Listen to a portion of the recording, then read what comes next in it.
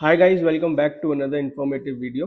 And आज की video हमारी होने वाली है उन ट्रैवलर्स के लिए या फिर उन टूरिस्ट के लिए जो B1 B2 वीज़ा अप्लाई करने का सोच रहे हैं या फिर जिनको यूएस घूमने का मन है। तो यूएस जाने से पहले आपको यूएस का वीज़ा लेना पड़ता है जो कि 10 ईयर्स का होता है। एंड 10 ईयर्स का वीज़ा लेने से पहले आपको उसके एक एप्लीकेशन फॉर्म फिल करना होता है जिसको हम कहते हैं DS-160 form. And guys, DS-160 form एक ऐसी चीज है जिसमें आप अपनी पूरी स्टोरी बताते हो कि आप क्या करते हो, आपके क्या प्लान्स हैं, आप कब वापस आओगे, आप वहां कब जाओगे, आप सब कुछ उसके अंदर बताते हो। एक तरीके से आप अपनी पूरी आइटनरी उसके अंदर दे देते हो, प्लस अपनी एक आप लाइफ के बारे में बताते हो उसके अंदर कि आप क्या करते हो, आप सब कुछ उसके अंदर एक्सप्लेन करते हो प्रॉपरली।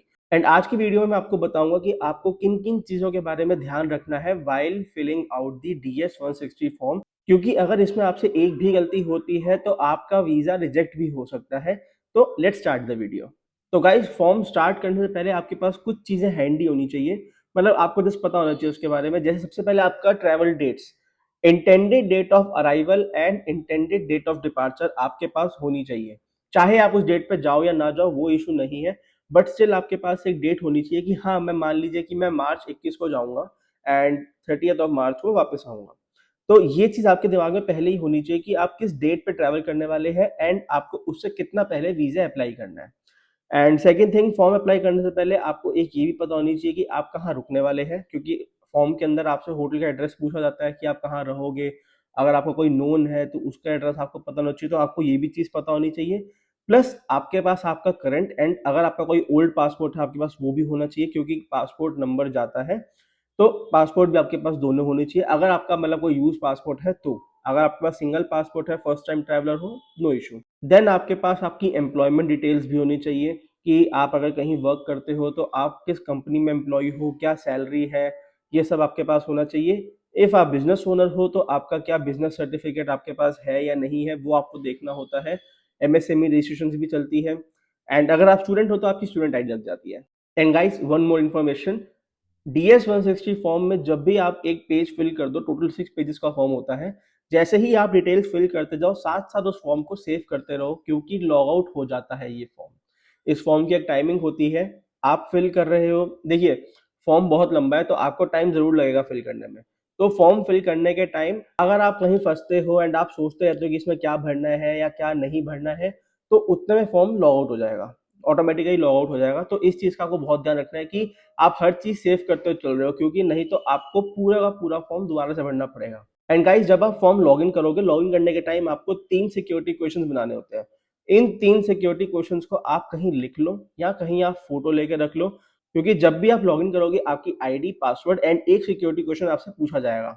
तो आपको एक ये भी चीज याद रखनी है कि जब भी आप लॉगिन क्रेडेंशियल्स बना रहे हो, login ID, password, security questions, आपको याद रखना है कि आपने उसके अंदर क्या सिलेक्ट किया था। तो गाइस, फॉर्म भरने के टाइम फर्स्ट चीज आपको याद रखनी है कि आप अपना नेम बिल्कुल ठीक लिख रहे हो। अगर आपका नेम पासपोर्ट में तरुण शर्मा है तो आप फर्स्ट नेम तरुण लिखोगे एंड शर्मा आपका लास्ट नेम है, एज पर योर पासपोर्ट। पर आपको उसमें ये गलती नहीं करनी है कि आपने फर्स्ट नेम की जगह लास्ट नेम लिख दिया या फिर फर्स्ट नेम की स्पेलिंग गलत लिख दी। वैसे फॉर्म में एडिटिंग हो जाती है, बट स्टिल आप ट्राई करो कि आप वन टाइम में ही उसको बिल्कुल ठीक फिल करो, लाइक वन गो के अंदर ही फिल करो, क्योंकि बार बार करेक्शन करोगे, बार बार प्रिंट लोगे तो वो एक हेक्टिक प्रोसेस है। तो ये चीज आपको बहुत ध्यान रखनी है कि आप अपना नाम, address, age, date of birth, ये सब आप बिल्कुल करेक्टली फिल कर रहे हो, क्योंकि बाय चांस ऐसा होता है कि आपने भर दिया और आपको नहीं पता कि आपने गलत भरा है, आपने देखा भी नहीं एंड आप डायरेक्टली इंटरव्यू के लिए चले गए। इंटरव्यू के लिए भी नहीं, आप बायोमेट्रिक्स के लिए चले गए, तो वहां पे आपको वापस भेज दिया जाएगा ये कह के कि डिटेल्स पासपोर्ट से मैच ही नहीं हो रही है, आपके इवन बायोमेट्रिक्स ही नहीं लिए जाएंगे एंड आपको कहा जाएगा कि आप दोबारा से अपॉइंटमेंट लेके आओ। Now another thing is, travel information आपकी बहुत क्लियर होनी चाहिए, क्योंकि while filling out the DS-160 form आपसे पूछा जाता है कि आप यूएस में कहाँ कहाँ घूमोगे। आपको ये चीज बतानी होती है कि अगर आप न्यूयॉर्क जा रहे हो, बॉस्टन जा रहे हो, आप कहीं भी जा रहे हो, शिकागो जा रहे हो, आपको उनको बताना होगा कि आप यूएस में कहाँ पे कितने दिन घूमोगे एंड क्या करोगे। आपको आइटनरी देनी होती है एक तरीके से अपनी। एंड आपको उसके अंदर ये बताना होता है कि आप इंटेंडेड डेट ऑफ अराइवल आप क्या फिल कर रहे हो, कि आप कब आओगे, मतलब कब तक आ सकते हो, एंड आप कब तक जाओगे। Intended date of arrival and intended date of departure, आपको ये दोनों चीजें बतानी होती है। एंड उसी के बेसिस के ऊपर आपको मनी कैरी करनी होती है, या फिर जिसको हम कहते हैं प्रूफ ऑफ फंड्स। वो बात की बात है, अभी आप DS-160 भर रहे हो तो इसको भी बहुत ध्यान से भरना, एंड ड्यूरेशन इतनी भी मत दिखाना कि वो एक मतलब फ्रॉड टाइप लगे। मतलब अगर आप एक वर्किंग प्रोफेशनल हो तो आप 2 वीक्स के लिए जा सकते हो, आप 3 वीक्स के लिए भी जा सकते हो। पर अगर आप एक वर्किंग प्रोफेशनल हो और आप उस फॉर्म के अंदर फिल कर रहे हो कि मैं 5 मंथ्स के लिए जा रहा हूँ, तो ऐसा कौन सा ऑफिस है जो आपको 5 महीने की छुट्टी दे रहा है? तो आपको ये चीज़ भी बहुत ध्यान रखनी है कि आप क्या डेट फिल कर रहे हो आने की, एंड क्या फिल डेट कर रहे हो जाने की। देन गाइज आपको एक चीज़ और ध्यान रखनी है कि यूएस कॉन्टैक्ट इन्फो पूछी जाती है। लाइक अगर आप किसी को यूएस के अंदर जानते हो, आप अपने रिलेटिव के घर जा रहे हो, आप ब्रदर के घर जा रहे हो, सिस्टर के घर जा रहे हो, अगर आप विजिट कर रहे हो तो उनका एड्रेस आपको पूरा पता होना चाहिए कि किस स्ट्रीट पे है, क्या स्ट्रीट नंबर है, किस स्टेट के अंदर है, प्रोविंस क्या है, ये सब आपको पता होना चाहिए, क्योंकि उस फॉर्म के अंदर आपको ये फिल करना होगा। एंड अगर आप होटल में रुक रहे हो तो जब होटल आप बुक करोगे, आप किसी भी वेबसाइट से होटल बुक कर सकते हो, होटल बुकिंग के अंदर आपको एड्रेस मिल जाएगा। यहाँ पे एक चीज गाइस नोट करनी है आप सबको कि होटल बुकिंग इंटरव्यू के टाइम ले जानी कंपलसरी नहीं है। जो भी आपको कहे कि इंटरव्यू के टाइम आपको होटल बुकिंग रखनी पड़ेगी, ऐसा कुछ नहीं है। सिर्फ आपको इमिग्रेशन के टाइम होटल बुकिंग दिखानी पड़ सकती है, अदरवाइज इंटरव्यू के टाइम पे कॉन्सुलेट को आपको कुछ नहीं दिखाना होता, क्योंकि वो सिर्फ आपसे बात करते हैं। वो प्रूफ बहुत रेयर चांस में ही प्रूफ वो मांगते हैं, होटल रिजर्वेशन ले जाने की जरूरत नहीं है। बट जब आप DS-160 फिल कर रहे हो तो आपको ये चीज पता होनी चाहिए कि आप कहाँ रहने वाले हो। उस होटल का कोई ना कोई कॉन्टैक्ट नंबर जरूर होगा, गूगल से मिल जाएगा आपको, बुकिंग के टाइम मिल जाएगा। तो आप वहां से वो कॉन्टैक्ट नंबर पेस्ट करो, वहां पे एड्रेस वहां से ही पेस्ट करो, एड्रेस में कोई चेंजेस मत करना। जो वेबसाइट पे एड्रेस है होटल का, एग्जैक्ट वही एड्रेस आप पेस्ट करोगे DS-160 के अंदर, सो दैट कॉन्सुलेट को पता रहे कि आप कहाँ रहने वाले हो। देन गाइज आपको अपनी एजुकेशनल एंड एम्प्लॉयमेंट डिटेल्स देनी होती है। तो यहाँ 3 टाइप के लोग होते हैं, या तो आप स्टूडेंट हो, या आप वर्किंग प्रोफेशनल हो, या आपका बिजनेस है। तो जो तो लोग स्टूडेंट हैं, जो स्टूडेंट ट्रैवल कर रहे हैं, whether you are in college, school और एनीवेयर एल्स, तो आपको तो अपनी स्टूडेंट आईडी देनी होती है। स्टूडेंट आईडी मतलब अपलोड नहीं करनी, बस आपको अपने कॉलेज या इंस्टीट्यूशन का नेम बताना है, आप क्या पढ़ रहे हो, एंड अगर आप स्कूल में हो तो किस क्लास में हो, स्टैंडर्ड में हो, वो सब बताना होता है। स्टूडेंट्स के लिए ये सब रहता है। अगर आप वर्किंग प्रोफेशनल हो तो आपको अपनी कंपनी का नेम देना होता है, कंपनी का कॉन्टैक्ट नंबर देना होता है, एंड आपको कंपनी की लोकेशन देनी होती है कि कंपनी कहाँ पे है, एंड आप कितना अर्न कर रहे हो एनुअली और मंथली, ये आपको बताना होता है। एंड अगर आप एक बिजनेस ओनर हो तो बिजनेस ओनर के अंदर आपको सिर्फ अपने बिजनेस की डिटेल देनी होती है कि आपका बिजनेस है किस चीज से रिलेटेड। आपका बिजनेस किसी भी चीज से रिलेटेड हो सकता है, मैन्युफैक्चरिंग है, इंपोर्ट एक्सपोर्ट, आपकी खुद की शॉप है, आपको ये सब उसके अंदर बताना होता है। एंड अगर आप एक फ्रीलांसर भी हो तो भी आपको उसका डिटेल देनी होती है। आपको अपनी प्रोफाइल बतानी होगी कि I am a freelancer and ये मेरी इनकम है।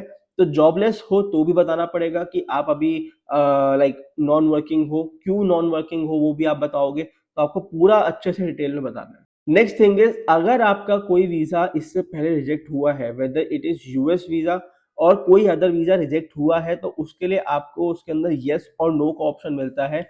यहाँ पे आपको एक चीज याद रखनी है कि अगर आपने यहाँ पे नो कर दिया एंड आपका पहले भी कोई वीजा रिजेक्ट हुआ है, एमबीसी को इस चीज का पता चल जाएगा एंड आपका वीजा उसी टाइम रिजेक्ट हो जाएगा इंटरव्यू में।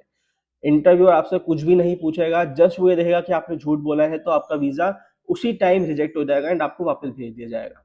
तो आपको एक चीज ध्यान रखनी है, अगर आपका कोई भी पहले वीजा रिजेक्ट हुआ है, चाहे यूएस का है, शेंगेन है, कहीं का भी, आपको उसके अंदर ट्रुथफुली बताना है कि हाँ मेरा ये वीजा रिजेक्ट हुआ था एंड इस रीजन से हुआ था। इसमें आपको ये बेनिफिट है कि कॉन्सुलेट को एक तरीके से ये पता चल जाता है कि हाँ आप सच बोल रहे हो। उसके आगे कॉन्सुलेट के ऊपर है कि वो आपसे उस रिजेक्शन के ऊपर क्या पूछ सकता है। बट अगर आपका कोई वीजा रिजेक्ट हुआ है तो आप उसके अंदर यही लिखोगे कि yes my visa has been rejected for this place. Then आती है फोटो अपलोडिंग। फोटो अपलोडिंग का ऑप्शन किसी किसी एप्लीकेशन में अवेलेबल होता है, किसी में नहीं होता है। ये हर एप्लीकेशन टू एप्लीकेशन डिपेंड करता है। फोटो यूएस स्पेसिफिकेशन के अकॉर्डिंग होनी चाहिए कि कैसी फोटो वो लोग कहते हैं अपलोड करने के लिए। ये चीज आपको वेबसाइट भी मिल जाएगी यूएस गवर्नमेंट की या फिर एम्बेसी की। वहां से देख के आप उसी स्पेसिफिकेशंस की फोटो अपलोड करो, क्योंकि फोटो अपलोड अगर आप में आ रहा है तो फोटो आपको बहुत ध्यान से अपलोड करनी है, क्योंकि फोटो के ऊपर भी वीजा रिजेक्ट हो जाता है। एंड फोटो स्पेसिफिकेशंस के अंदर अगर मैं आपको थोड़ा बहुत वैसे ही बता दूं, तो फोटो के अंदर आपको एक तो ग्लासेस नहीं पहनने होते। आपकी फोटो के अंदर आपका 85 to 90% फेस कवर होना चाहिए, 90% वैसे होता है। एंड आपका जो बैकग्राउंड है वो वाइट होना चाहिए and you must be in formals. Like formals मैंने बहुत जगह सुना है, मतलब होता भी है। अगर आप वीजा के लिए जा रहे हो तो आप उनको इनफॉर्मल वे के अंदर नहीं बताओगे या फिर इनफॉर्मल वे शो नहीं करोगे। तो ये दो चार चीजें हैं जो आपको फोटो के टाइम पे ध्यान रखनी है। उसके बाद गाइस एक और इम्पॉर्टेंट चीज होती है आपकी लास्ट 5 ईयर ट्रेवल हिस्ट्री, कि लास्ट 5 सालों में आप किस किस कंट्री घूमे हो। अब यहाँ पे दो लोग होते हैं, या तो जो फ्रेशर है, बिल्कुल अभी कहीं नहीं घूमे हैं and first time US visa apply कर रहे हैं, तो वो ये सेक्शन को खाली छोड़ सकते हैं। एंड जो लोग पहले ट्रैवल कर चुके हैं किसी भी country, whether it is Vietnam, Cambodia, Thailand, कहीं पे भी आप गए हो, ऑस्ट्रेलिया, यूके, आपको उसके बारे में बताना होता है।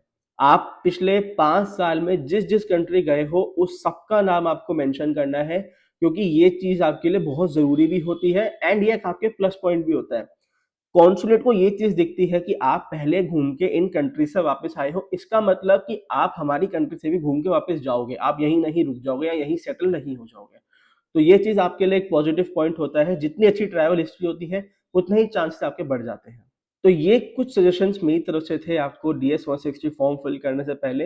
एंड गाइस ये जो पॉइंट्स मैंने बताए हैं ये आपको बहुत ध्यान रखने हैं, क्योंकि ऑलमोस्ट पूरा DS-160 इन्हीं चीजों के ऊपर डिपेंड करता है। एंड सबसे मेजर थिंग इज कि आप उसके अंदर सच बोल रहे हो। DS-160 फॉर्म एक ऐसा फॉर्म है जिसके अंदर अगर आपने झूठ बोला और वो आपकी चीजों से मैच नहीं होता है तो आपका वीजा 100% रिजेक्ट हो जाएगा। बट DS-160 के अंदर अगर आपने सच बोला है, आपने वो फॉर्म खुद फिल करा है, आपको पता है आपने उसके अंदर क्या लिखा है, तो आपका वीजा 100% रिजेक्ट नहीं होगा। एंड गाइस जो लोग एजेंट्स की हेल्प लेते हैं DS-160 फॉर्म फिल करवाने में, गाइस मैं आपको रिकमेंड करूंगा कि एजेंट का इसमें कोई रोल ही नहीं है।